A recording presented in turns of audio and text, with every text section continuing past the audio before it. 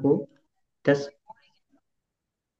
10 minute लग जाते हैं तकरीबन, जो है फाइल को सेव होते हुए। तो इस वजह से तकरीबन जो है 4 मिनट मुझे लगे हैं, जो फाइल है वो सेव हो रही थी। ठीक है जी। यस। तो चलिए, मैं आपको बता रहा था क्लासरूम असेसमेंट के बारे में।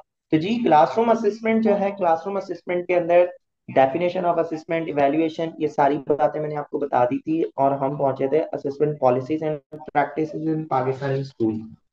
असेसमेंट हमारे स्कूल्स के अंदर किस तरह होती है, या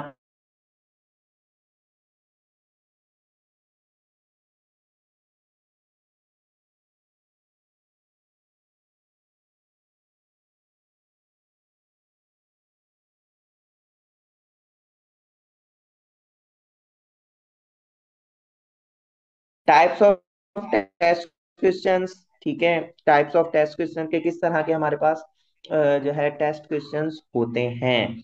परफॉर्मेंस बेस्ड असेसमेंट किस तरह होती है, इसी तरह ही जी। ठीक है। उसके बाद हम देखते हैं assessment rubrics and their importance. ठीक है, रूब्रिक्स जो होते हैं वो बहुत इंपॉर्टेंट होते हैं, मुझे अभी भी याद है। हमने एक वर्कशॉप अटेंड की थी अपने, हमारे टीचर ही थे, उन्होंने कंडक्ट करवाई थी। तो उन्होंने रूब्रिक्स बताए थे कि रूब्रिक्स अगर आप बना लेते हैं ना असेसमेंट के बाद, तो आपको जो अब आप मार्किंग कर रहे होते हैं ना, तो उसमें आपको बहुत हेल्पफुल रहता है। और अगर कोई आके अगर आपसे पूछ भी लेता है ना कि मेरे मार्क्स कम क्यों आए हैं, अक्सर ये वाला होता है ना कि टीचर्स के साथ एक बहुत बड़ा चैलेंज ये होता है कि जो है स्टूडेंट्स आके कहते हैं कि जी हमारे मार्क्स तो जो है सर बहुत अच्छे आने चाहिए थे, आपने कम मार्क्स दिए हैं। तो फिर इस सिचुएशन के अंदर टीचर के पास कुछ ना कुछ प्रॉपर जो है एक काम होना चाहिए, वर्क होना चाहिए, ताकि वो स्टूडेंट्स को या किसी को भी अकाउंटेबिलिटी के लिए, ट्रांसपेरेंसी के लिए वो चीज दे दे और कह दे कि आप खुद चेक कर लीजिए और आप खुद बताएं कि आपके सवाल जो पूछा गया था उसका जो आपने जवाब दिया है, उसके अंदर क्या ये चीजें हैं या नहीं है। तो रूब्रिक्स बहुत इंपॉर्टेंट होते हैं। वो टीचर जो रूब्रिक्स बना लेते हैं उनको कोई टेंशन नहीं होती, चाहे जो मर्जी आगे उनका जो है पेपर चेक किया हुआ दोबारा असेस करें। उसके बाद पोर्टफोलियो असेसमेंट अक्सर जो है प्राइवेट स्कूल्स के अंदर बहुत ज्यादा होती है। ठीक है जी। उसके बाद significance of teacher made test. ठीक है, इसके डिफरेंट टाइप्स ऑफ टेस्ट होते हैं। जैसे हमारे पास क्राइटेरियन रेफरेंस टेस्ट होता है, फिर हमारे पास नॉर्म रेफरेंस टेस्ट होता है, इस स्टैंडर्डाइज टेस्ट होता है, नॉन स्टैंडर्डाइज टेस्ट होता है, एक मॉक टेस्ट होते हैं, क्लासरूम एड टेस्ट होते हैं। तो ये जितने भी टेस्ट हैं ये सारे इस असेसमेंट की पोर्शन के अंदर भी हम कवर कर लेंगे। उसके बाद test development and evaluation, test and measurement के अंदर क्या फर्क है, प्रिंसिपल्स ऑफ टेस्टिंग, ये तकरीबन जो दोनों पोर्शन है ओवरलैपिंग कर रहे हैं। तकरीबन जो टॉपिक्स हैं वो इन दोनों पोर्शन के एक दूसरे के साथ ओवरलैप कर रहे हैं, और एक पढ़ते हुए हमारा दूसरा पोर्शन भी तकरीबन क्लियर हो रहा होता है। थोड़ा बहुत डिफरेंस है जो कि हम फिर उसको भी क्लियर करेंगे। Domains of learning, standard, taxonomy and framework, उसके साथ validity, reliability and the characteristics of the test. उसके बाद टेस्ट डेवलपमेंट एंड रिव्यूज, कि टेस्ट डेवलपमेंट होता किस तरह है, फिर उसको रिव्यू करते हैं और जो भी हमारी गलतियां होती हैं या जहां इंप्रूवमेंट करने की जरूरत होती है उसको हम इम्प्रूव भी करते हैं। उसके बाद है स्कूल कम्युनिटी एंड टीचर। ठीक है, स्कूल कम्युनिटी के हिसाब से जो है लास्ट टेस्ट के अंदर भी सवाल आया था कि गिव योर सजेशन, कुछ इस तरह का सवाल था। मुझे एग्जैक्ट तो याद नहीं है क्योंकि तकरीबन 2 साल होने को आ रहे हैं, लास्ट ईयर जनवरी के अंदर वो टेस्ट हुआ था। तो उसमें कुछ इस तरह का पूछा गया था कि give your suggestion to deal with the drop out children, drop out school children. तो वहां पे आपको कुछ ना कुछ अपनी सजेशन देनी थी कि किस तरह हमें जो है इस चैलेंज को डील करना चाहिए। तो इस तरह भी आपको पता होना चाहिए कि आपको नो हाउ होनी चाहिए कम्युनिटी की, और टेस्ट में आपसे आपकी सजेशन मांग ली जाती है कि इसको देखते हुए आप अपनी कोई एक दो सजेशन दें। तो इस तरह से भी सीआरक्यूज आते हैं। The structures and the functions of the community and schools in Pakistan, impact of education on society, elements and types of social interaction, main characteristics of culture. Culture बहुत इंपॉर्टेंट रोल प्ले करता है। ये बात याद रखिएगा, culture के बगैर जो है आप आगे नहीं बढ़ सकते। आप अगर कल्चर को नेग्लेक्ट करेंगे तो आप डेवलपमेंट नहीं कर सकते। ठीक है, ये पहली बात है, क्योंकि बहुत सारे चैलेंजेस आते हैं। कल्चर जो है वो बैकबोन ऑफ द सोसाइटी होता है। ठीक है, culture and cultural element of Pakistan communities. चलें इसकी, एक टीचर पढ़ता है बहुत अर्बन सिटी में पढ़ लेता है या मेट्रोपॉलिटन सिटी में पढ़ता है, वहां से पढ़ के वो आके एक रूरल इन्वायरमेंट के अंदर मोस्ट आप सो कॉल्ड उसको कहते हैं कि मॉडर्न टीचर है, मॉडर्न टेक्निक्स है उसके पास आइडियोलॉजीज हैं। अब वो आ जाता है एक रूरल इन्वायरमेंट के अंदर। ठीक है, रूरल इन्वायरमेंट के अंदर जहाँ पे उसकी पोस्टिंग होती है वहां पे कल्चर ही कुछ और है। जिस तरह का ही वो आइडियल सिचुएशन, आइडियल इन्वायरमेंट अपने दिमाग में सोच के बैठा है, वहां पे वैसा बिल्कुल भी नहीं। वो उसका पहनना सहनना बात करना सारा कुछ डिफरेंस है, और वहां का कल्चर कुछ और है। तो जब तक वो उस कल्चर को नहीं समझेगा तो वो अपने लोगों को, बच्चों को अपनी तरह तो नहीं बना सकता। उसको बहुत सारे चैलेंजेस आएंगे क्योंकि उसको अंदाजा ही नहीं होगा। तो एक काम करेगा और समझा कुछ और जाएगा उसका मतलब। तो कल्चर को समझना बहुत जरूरी होता है, और कल्चर की वजह से ही बहुत सारे टीचर्स फेल हो जाते हैं। तो कल्चर को समझना बहुत जरूरी है। Relationship between school and community, क्या एक कॉन्सेप्ट है स्कूल का और कम्युनिटी का, इनका रिलेशनशिप क्या है। सोशल इंस्टीट्यूशन सोशियोलॉजी के अंदर जैसे डिफरेंट इंस्टीट्यूट आते हैं, जैसे यहाँ पे फैमिली और रिलीजियस इंस्टीट्यूट्स लिखा हुआ है, इसी तरह आपका हॉस्पिटल, पुलिस स्टेशन, स्कूल, और जो है कॉलेजेस, पुलिस डिपार्टमेंट, आपके पास जो है कोर्ट्स हैं, ये सारे इंस्टीट्यूट्स के साथ डील करते हैं। और ये हमारी पूरी society just like a body होती है। तो ये सोशियोलॉजी के अंदर पूरा कॉन्सेप्ट है, वहां से ही ये सोशल इंस्टीट्यूशंस की बात की गई है। और यहाँ पे हमारे पास सिर्फ फैमिली और रिलीजियस इंस्टीट्यूशन की बात होगी। Working context of Pakistani teachers, ये इससे तो सब ही वाकिफ हैं। तो ये था जी हमारा ओवरऑल सिलेबस, जो कि मैंने कोशिश की कि मैं इसको अच्छी तरह से कवर करूं। होपफुली आपको जो है सारी चीजें समझ आ चुकी होंगी। सो इंशाल्लाह ताला कल जो है हम सीआरक्यूज के ऊपर बात करेंगे, कि सीआरक्यूज क्या होते हैं और सीआरक्यूज हमें किस तरह लिखने चाहिए और उनकी बेसिक अंडरस्टैंडिंग क्या होती है। तो इंशाल्लाह ताला वो कल की क्लास में लेंगे और उसको कवर करेंगे। तो if you have any question you can ask me. आप अपना माइक अनम्यूट करके भी मुझसे पूछ सकते हैं, आप चैट बॉक्स में भी लिख सकते हैं।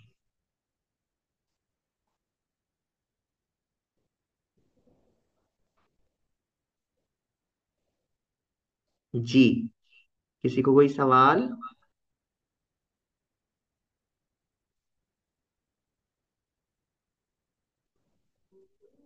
हैरत हैं, खलीलुर रहमान है, महविश है, और मिस सुमेरा है।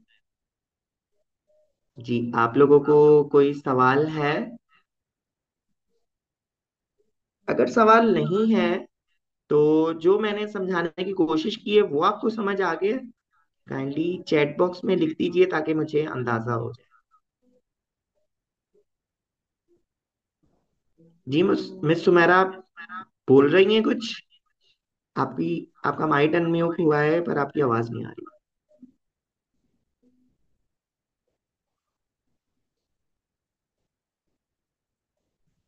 अच्छा जी, ठीक है हैरत, चलें अस्सलाम ठीक है वालेकुम ये सर। भी। जी जी, अस्सलाम वालेकुम सर। वालेकुम सलाम। जी सर, क्वेश्चन था मेरा। जी सर जी मैंने पूछिए। थोड़ी लेट ज्वाइन की थी, जी जी। तो स्क्रीन पे एक थोड़ी देर के लिए मैंने सिर्फ स्क्रीन स्क्रीन देखा, तो उसमें था कि क्लियर बात करना चाहती थी कि मैं कि जेईएसटी हूँ मैं। तो मास्टर्स मेरी है पब्लिक एडमिनिस्ट्रेशन में। तो मेरी 1.5 B.Ed अभी कंप्लीट हुई है, अभी रिजल्ट नहीं आया। तो क्या मैं एलिजिबल हूँ टेस्ट के लिए? अच्छा, तो आपने टेल जो पेपर है लास्ट कब दिए हैं और कौन सी यूनिवर्सिटी से कर रही हैं आप? जी,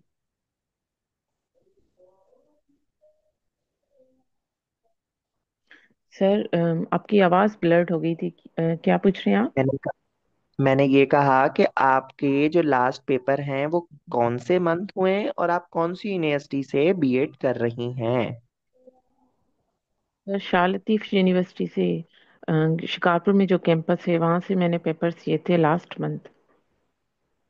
अच्छा जी, तो होपफुली आपका जो है एक एक या जो है तकरीबन 1.5 मंथ के अंदर आपका रिजल्ट आ जाएगा। और जो है जी next sir. Teaching licence policy की जो अनाउंसमेंट है उससे पहले पहले आपकी ट्रांसक्रिप्ट भी आपको मिल जाएगी और आप एलिजिबल हो जाएंगी इंशाल्लाह ताला। इंशाल्लाह सर। अच्छा सर, एक और क्वेश्चन था। सर उसमें स्क्रीन पे जी था कि जो एलिमेंट्री हैं, मतलब जैसे हमारा जो है डेजिग्नेशन वो जूनियर एलिमेंट्री स्कूल टीचर है, तो 2.5 लिखा हुआ था उसमें, BEd 2.5। जी जी तो जी ऐसा जी तो सर मेरी जी मैंने जो बीएड की है वो 1.5 है, मतलब 1.5 साल की। जी, ये स्क्रीन के ऊपर मैं वही स्लाइड ले आया हूँ। जी सर। और यहाँ पे एलिमेंट्री लिखा हुआ है, एलिमेंट्री में 4 ईयर आपका कोई या तो आपकी 4 ईयर बीएड होनी चाहिए या 2.5 ईयर की जो है बीएड होनी चाहिए, साथ एमएड और एमए भी लिखा हुआ है। तो आप कह रही हैं कि मेरा जो है बीएड है वो 1.5 ईयर वाला है और मेरी जी सर। मास्टर एक डिग्री के अंदर हुई भी है, तो क्या मैं एलिजिबल हूँ या नहीं, यही जी सवाल है जी आपका। सर। जी जी सर, यही क्वेश्चन है। हाँ, तो इसका जवाब ये है कि अगर आपके पास 1.5 ईयर वाली बीएड है तो वो जी सर। Equivalent to MEd. ठीक है, अगर आपकी जी सर। 1.5 ईयर वाली बीएड है तो वो इक्विवेलेंट टू एमएड है and you are eligible to get the admission in MPhil degree program. ठीक है, बट जी पहले जो था, पहले एमएड अलग से करनी पड़ती थी। बट अभी एचएससी का एक नोटिफिकेशन आया था, उसमें ये था कि अगर आपके पास 1.5 ईयर वाली जो है बीएड है तो वो आपकी एमएड के इक्विवेलेंट है और आप जो है टीचिंग लाइसेंस के लिए एलिजिबल है। मैं आपको अपनी अपनी एग्जांपल देता हूँ कि मेरी मास्टर जी एक अलग डिफरेंट सब्जेक्ट के अंदर है और मैंने बीएड की थी 2018 में, जो लास्ट टाइम 1 ईयर वाली बीएड हो रही थी। ठीक है, चले आपकी जी तो सर। 1.5 ईयर है ना, मेरी तो 1 ईयर वाली बीएड हो रही थी।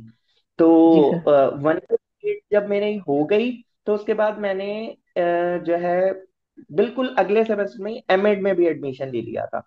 तो मेरे साथ वो टीचर्स जिन्होंने एमएड में एडमिशन नहीं लिया था और रहने दिया था कि चले जी ठीक है बाद में हम देख लेंगे और ले लेंगे एडमिशन, तो फिर उनके साथ क्या हुआ कि वो एलिजिबल नहीं हुए क्योंकि वो किसी भी क्राइटेरिया में नहीं आ रहे थे। और ये एक चैलेंज है, अभी भी इसके ऊपर रिफॉर्म चल रहा है स्टेटा के अंदर, और एजुकेशन डिपार्टमेंट जी की आपस में कंसल्टेशन हो रही है, वो इसके ऊपर डिस्कस कर रहे हैं कि कुछ डेफिशिएंसी कोर्सेज हमें निकालने चाहिए क्योंकि एक bulk of amount of teachers हैं जिनके पास 1 ईयर वाली बीएड है।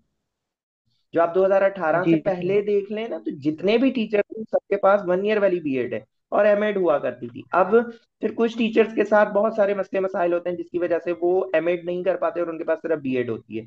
तो अब वो टीचर्स किस तरह अप्लाई कर सकेंगे, तो ये एक अंडर प्रोसेस बात है। और इसके ऊपर भी कुछ ना कुछ जो है स्टेडा एजुकेशन डिपार्टमेंट के साथ अनाउंस करेगी कि उनके डेफिशिएंसी कोर्सेज होने चाहिए, वो डेफिशिएंसी कोर्सेज करने के बाद एलिजिबल हो सकते हैं। ये अंडर प्रोसेस डिस्कशन वाली बातें जो मैं आपको बता रहा हूँ, हो सकता है कोई नया वो जो है रिफॉर्म ले आए और बताया जाए कि किस तरह इन टीचर्स को हमने डील करना है। बट आपके लिए ऐसी कोई जी बात सर। नहीं है। आप के पास 1.5 ईयर वाली बीएड है और वो इक्विवेलेंट टू एमएड है और आप एलिजिबल हैं टीचिंग लाइसेंस। अच्छा सर, पीएचडी में कितना टाइम लगता है सर कंप्लीट करने में? पीएचडी जी सर। तकरीबन डिफरेंट यूनिवर्सिटीज वेरी करती हैं। कुछ यूनिवर्सिटीज जो हैं 3 ईयर की पीएचडीज दे रही होती हैं, कुछ यूनिवर्सिटीज 4 ईयर की पीएचडीज दे रही होती हैं, कुछ यूनिवर्सिटीज 5 ईयर की पीएचडीज दे रही होती हैं। बट जो हमारी जैसे लोकल यूनिवर्सिटी है, जैसे मैं खुद जो पीएचडी कर रहा हूँ वो 3 ईयर डिग्री प्रोग्राम है। और इसी तरह ही अगर हम हमारे पास पंजाब की यूनिवर्सिटी जैसे लम्स की हम बात कर लेते हैं, लम्स लाहौर, नॉट जामशोरो वाली। ठीक है, तो लम्स जी सर। लाहौर वाली 4 ईयर डिग्री 4 ईयर की पीएचडी की डिग्री ऑफर करती है। अगर इंटरनेशनली हम चले जाते हैं तो बहुत सारी यूनिवर्सिटीज जो है 5 ईयर पीएचडी प्रोग्राम्स ऑफर करती हैं। तो ये यूनिवर्सिटी टू यूनिवर्सिटी वेरी करता है, बट मिनिमम अच्छा 3 ईयर सर। और मैक्सिमम 5 ईयर। अच्छा सर, हम ऑनलाइन पीएचडी कर सकते हैं? ऑनलाइन पीएचडी आप नहीं कर सकते। आप जो है आपको एक एनवायरनमेंट की बहुत जरूरत पड़ती है। बिना एनवायरनमेंट के आप नहीं पढ़ सकते। और ये जो एमफिल और पीएचडी होती है, ये तो सारा आपका होता ही इन्वायरमेंट है। आप जाते हैं जो है अपने क्लासरूम के अंदर, और वहां पे जाके डिफरेंट आपके लोग मिलते हैं, डिफरेंट एक्सपीरियंस होते हैं।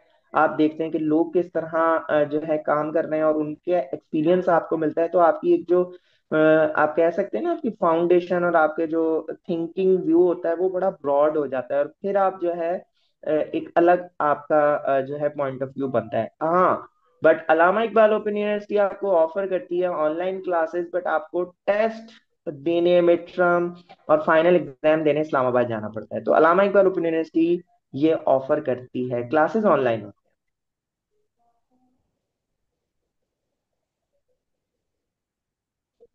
अच्छा, सही सर, सही sir, thank you sir, thank you. Okay.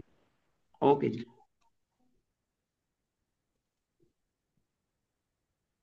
Yes जी, थैंक तो यू। होप ओके सर, ये कि और रिकॉर्डेड किसी को कोई मिली होंगी क्लासेस आपने जो भी जी क्या कहा?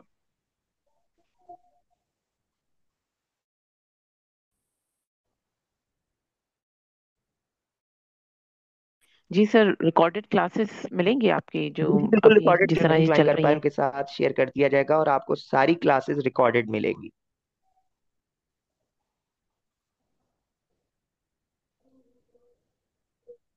चले जी, ठीक है। होपफुली आप लोगों को जो है आज काफी सारी चीजें समझ आ चुकी होंगी, और अभी भी जो है आपके साथ डिस्कशन की है। तो इंशाल्लाह ताला कल मिलते हैं नेक्स्ट सेशन के अंदर। टिल जी दैट जी, टाइम, थैंक यू सर।